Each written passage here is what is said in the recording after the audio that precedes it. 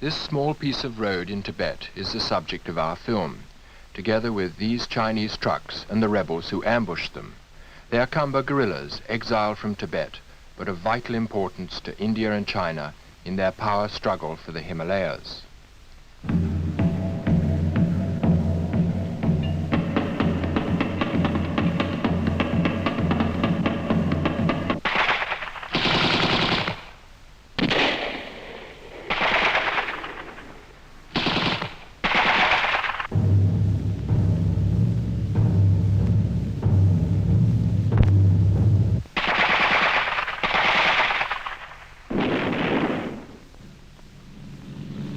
A massive frontier of rock and ice, the Himalayas seem cast by nature to keep India and China apart. Yet somewhere below, some incident every year brings the world close to war. On our flight is George Patterson, an authority on the Himalayan conflict between Peking and Delhi. We jointly believe that the most unpredictable factor in the shifting balance of power is the guerrilla army inside Tibet. So we're flying together to Kathmandu, capital of Nepal, to contact the agents of the Khamba guerrillas.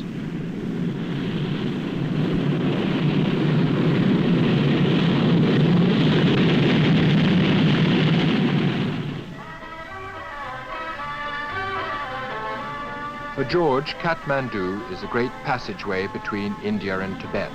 Everything comes from these two countries, everything yearns back to them.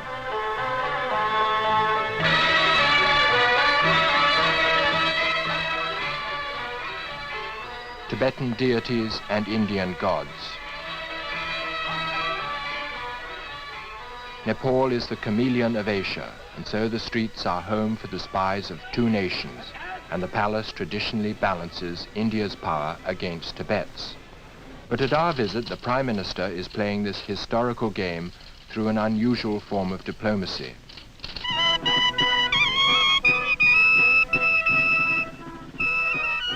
To strange Nepali music, before an audience of diplomats, the king in the middle sits through a speech in a foreign language.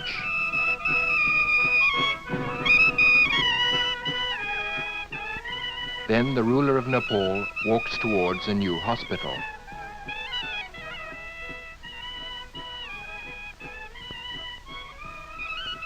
The hospital's given by people in America. Another day, another band.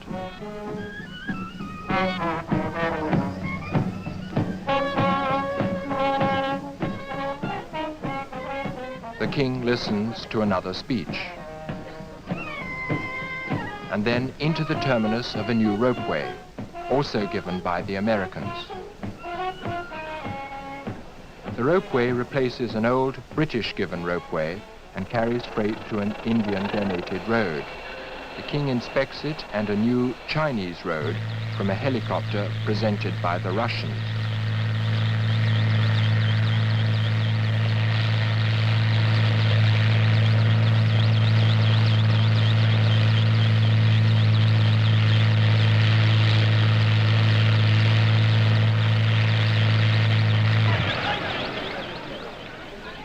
The Chinese move forward, but the Russians are waiting to help the king down.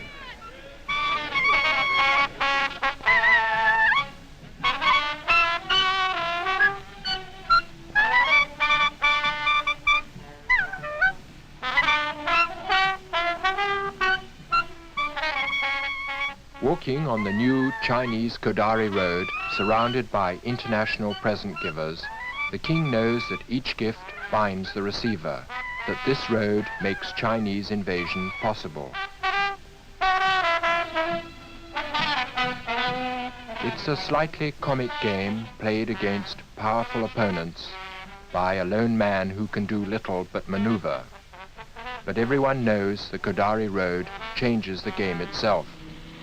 The jeep track will soon become the first highway on which tanks can move from China to India.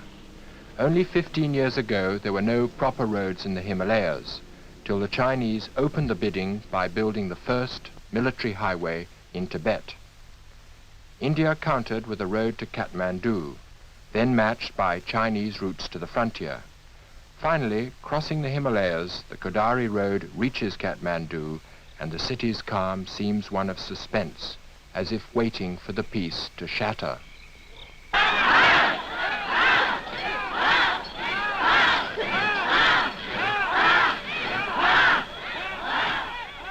Violent and hysterical, but the mob is religious, not political.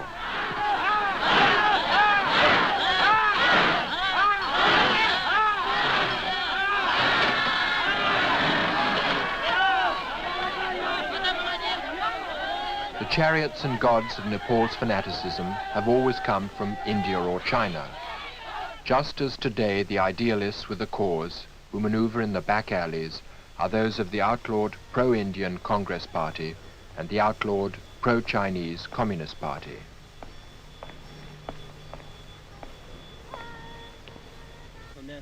In the cafes, members of the parties meet. Both parties started revolutions recently, and both are now contemplating revolutions that will favor either India or China. It's in this world of cafe intrigue and propaganda newspapers that the anti-communist Tibetans are to be found. One group produces a newspaper, but other groups deal with the Tibetan guerrillas. The cartoon is of Chinese tortures in Tibet.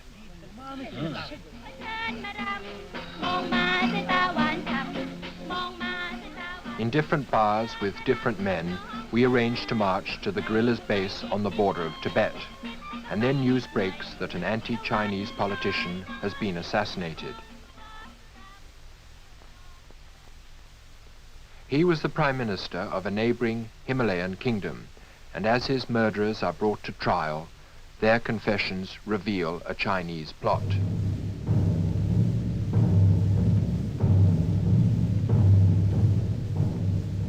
From Bhutan, the crisis begins to spread.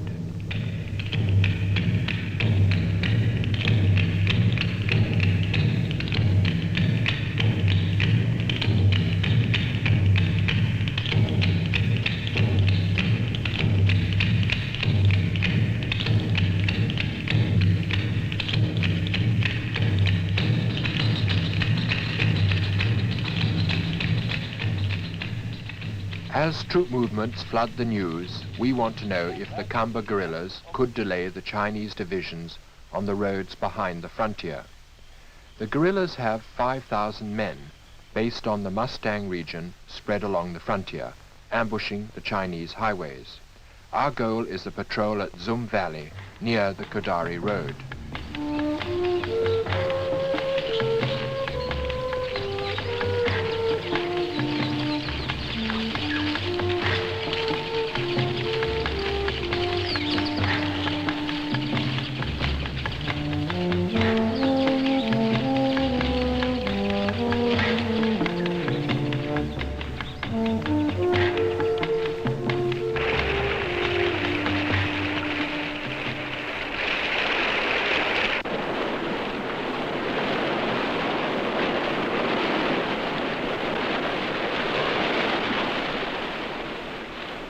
They are Tibetan refugees who form the whole of our party, except for this Nepali liaison officer.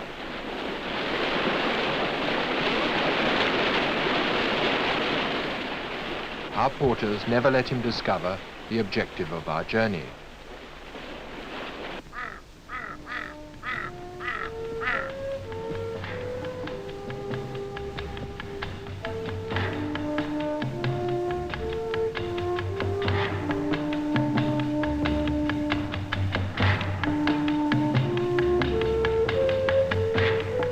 Three laborious weeks, and then the gorge leading to the sacred valley of Zum. Here, one of Tibet's 3 patron images is guarded from the communists behind a gorge entrance marked with a Buddhist Mani inscription.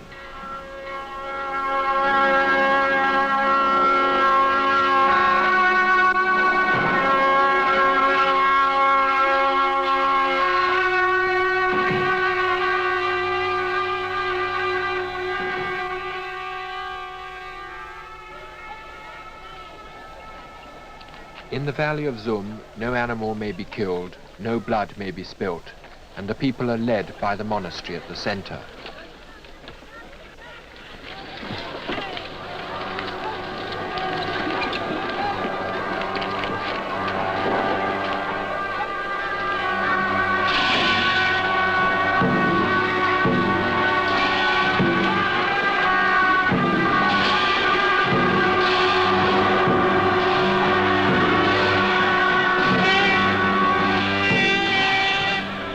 Dalai Lama's portrait carried back towards Tibet in hatred of the Chinese and in hope of reconquest. Many of the monks and people fled here from Tibet, so they're united and suspicious of outsiders.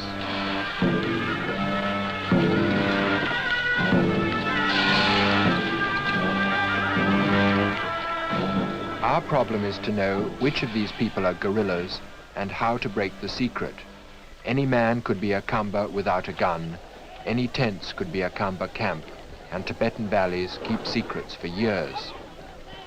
So in the main stone house, the chief of our porters establishes his credentials and ours before the headman.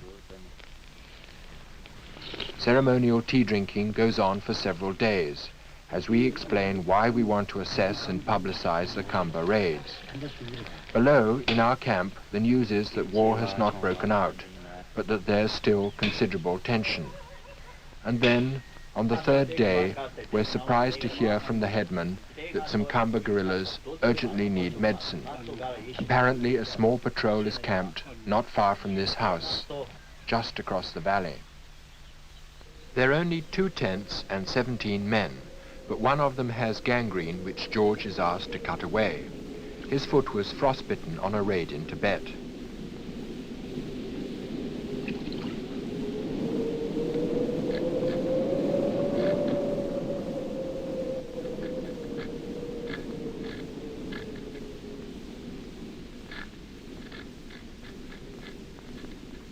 George speaks fluent Khamba, and the second in command, Asang, recognizes him as the foreigner who lived with his warlord in Tibet. George explains our purpose, and Asang reveals that George helped when the Khambas planned their revolt against the Chinese to rescue the Dalai Lama. So the patrol leader, Tenda, offered to take us on a raid, if this was approved, in the monastery, before the sacred image.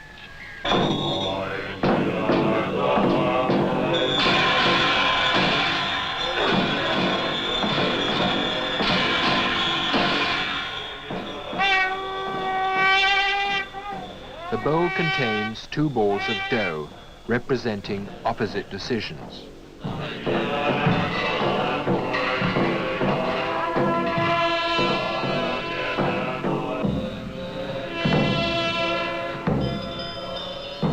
Tenda was a very devout man, and for him the paper contains the image's decision.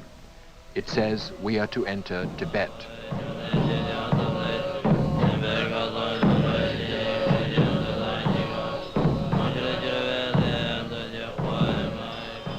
They're praying for the success of the raid and for the vindication of their persecuted religion.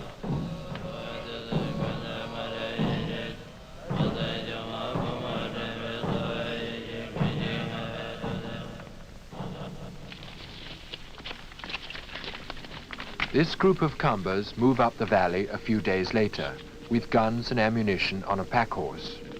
We travel separately, saying we're going to film nomads in the higher mountain valleys. These nomads became desperate under the harsh terms of Chinese government, so they fled 2 months earlier, while our Khambas fought in the rear, a reminder that people are the subject of the war and that China was accused before the UN of genocide.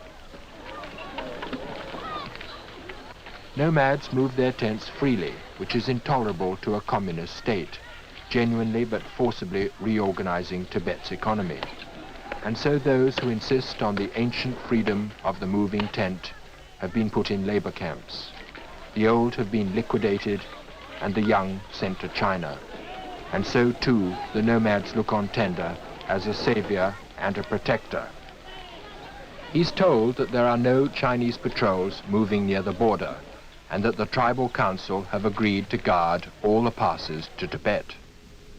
Beyond the pass stands a Chinese post, and these gnome-like figures are watching for any possible informers tempted by the head price on Khambas. They watch into the middle of the next night.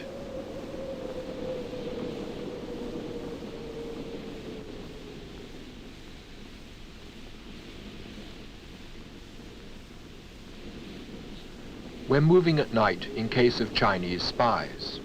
Fairly early, dawn begins to strike the tips of the mountains on the frontier. and by the time it's light, we're climbing in a part of the ranges where nobody lives.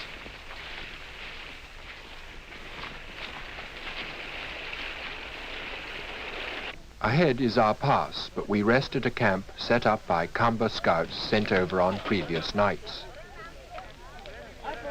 Tibetan tea mixed with yak butter. Then Tender is told by the scouts about the ambush site.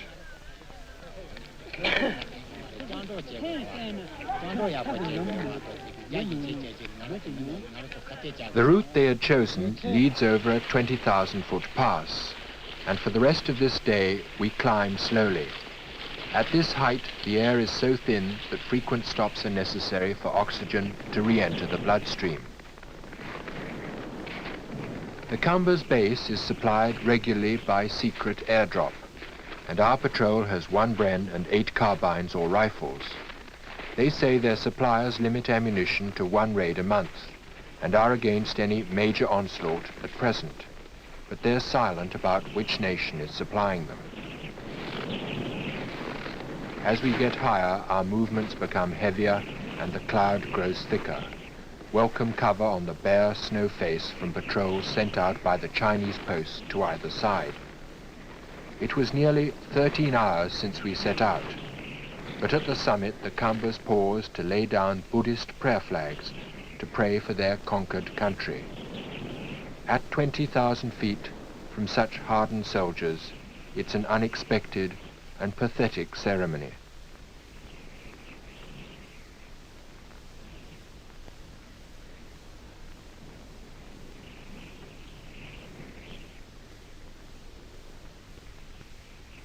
The flags are left, an abandoned symbol in the snow, as the Khambas cross the border into their equally abandoned country.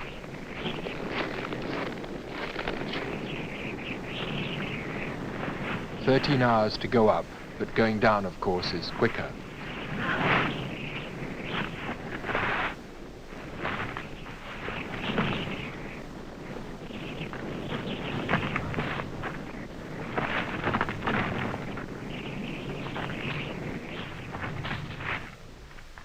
At last we see our first view of Tibet, and our route to the ambush site lies beneath us.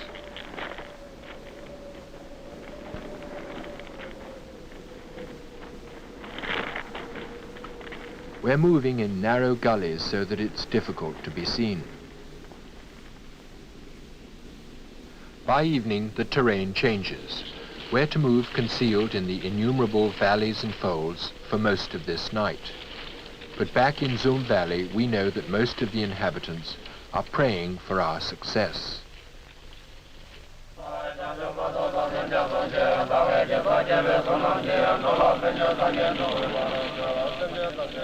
Their faces are peasant faces from the center of Tibet, without the hard look of the bandit Khambas from the east. These men traditionally fear the Khambas, but because communism forced the Dalai Lama into flight, so they have united in a holy war. And so the whole valley prayed, and the huge prayer wheel at the monastery turned incessantly on our behalf.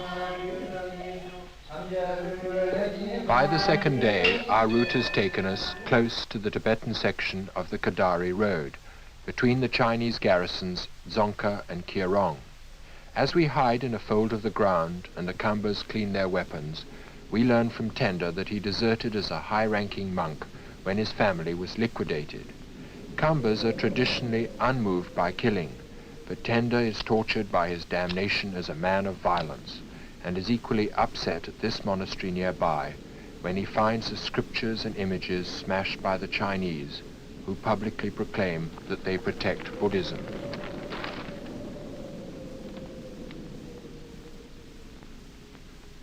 An ominous promise for the next day, his face and the dark, grim statues left inside.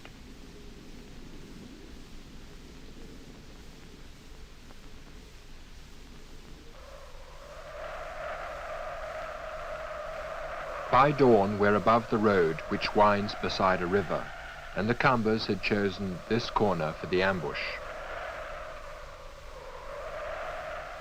This is our camera position on the hillside above, and the Kambas are below on a ridge 100 yards to the right, so well camouflaged that you can only just see them moving.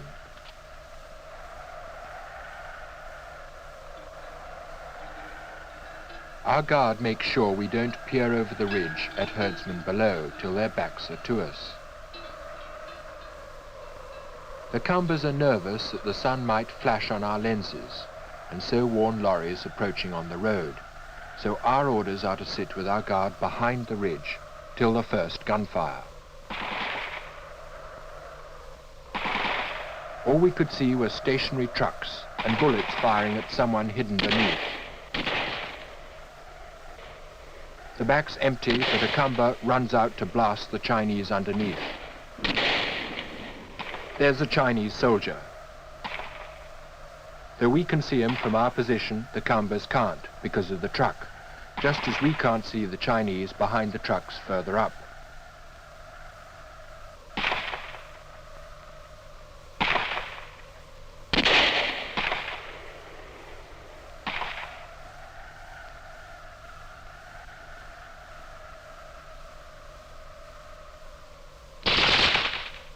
The Kambas are desperate to get him, as he could radio to cut our retreat.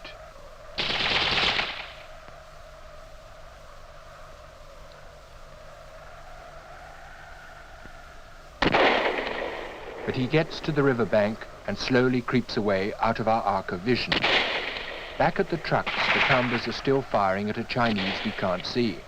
We think this Kamba must have got someone, but all that we can actually see from our position is a tire punctured by his bullets. But then a Kamba we hadn't seen slowly staggers across the desert, almost under us.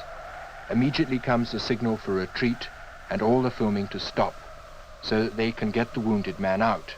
You can just see a blood stain on the back of his left shoulder. And this diagram of the trucks and road shows what happened, as it was sorted out afterwards. Most of the Kambas were on this corner, and with accurate shooting killed the drivers of the first 3 trucks in their cabs. Another 3 or 4 Chinese hid behind the trucks, until Tender got most of them with a grenade. But the 4th truck stopped closer to our position, so though we could see the man who escaped, most of the Kambas couldn't. And when the Chinese ran to the riverbank, out of our camera's arc of vision, only one Kamba went after him. This was Gabo, the eldest. He must have gone berserk, for instead of shooting, Gabo ran up close to stab. But when he reached for his knife, he remembered he'd lent it to someone the night before. Just then the Chinese shot him with a Mauser, and when they grappled on the ground, knocked him partially unconscious. Soon after, the Bren gunner killed the Chinese with a grenade. But when the retreat had been ordered, and he and Tender had carried the old man to a concealed gully, he apparently died in their arms. So they took his religious god box, which never leaves a live Kamba, and we started a non-stop 15-hour march for the pass, racing the Chinese patrols trying to cut us off in the mountains. And 3 days later, back in Nepal at the Kamba camp, a spy from the Chinese garrison at Kirong is being questioned by Tender. The information is that the Chinese reached the ambush shortly afterwards, but he tells Tender no Kamba bodies had been found. Then a local Tibetan brings the amazing news that high in the mountains, above the cloud covering our valley, Gabo, who we'd left for dead, has been found staggering into Nepal. George peels off his blood-stained clothes.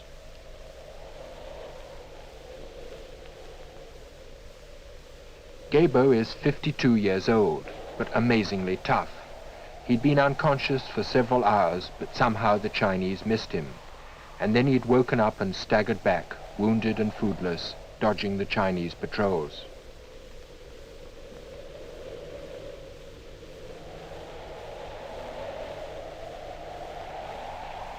The bullet was fired from low down. It passed close to the heart and out the back.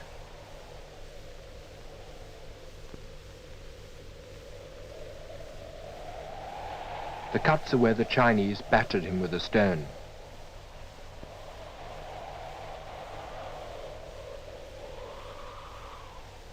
Once his wounds were dressed, Gabo starts to discuss plans for the next raid. And we feel that if Gabo and his patrol are typical of the 5,000-man Kamba army, then we had learnt from this small raid that the Kambas would one day be a serious menace to the Chinese roads. But next day, an idyllic peace hangs over the valley, and war seems unthinkable.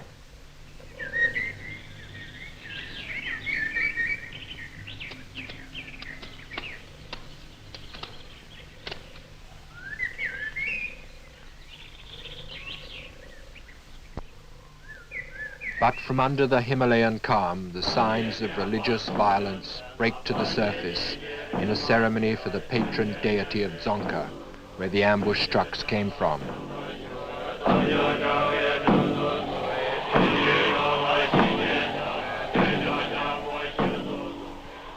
A valley united in hatred.